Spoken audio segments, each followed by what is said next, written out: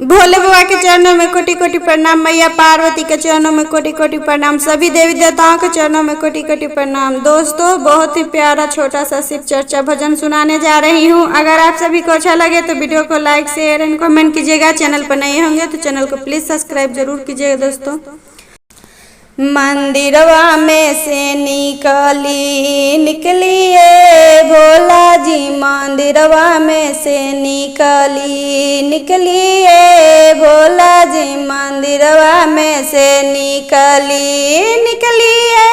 भोला जी, निकलिए भोला जी, मंदिरवा में से निकलिए भोला जी, मंदिरवा में से निकली।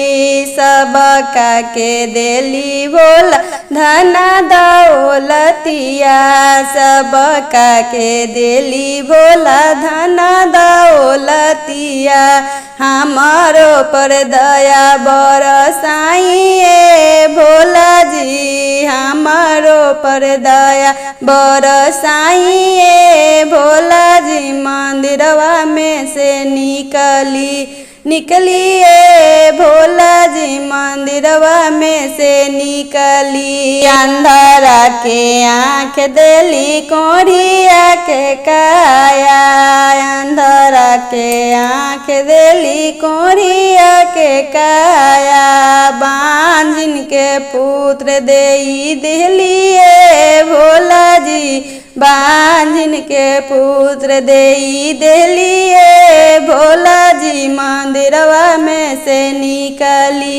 निकलिए भोला जी, मंदिरवा में से निकली। हम तो चढ़ैबो भोला भंगिया धतुरवा, हम तो चढ़ैबो भोला भंगिया धतुरवा, भंगिया धतुरवा हो भंगिया धतुरवा, हमारो पर दया बरसाइए भोला जी, मंदिरवा में से निकलिए भोला जी, हमारो पर दया बरसाइए भोला जी, हमारो पर दया बरसाइए भोला।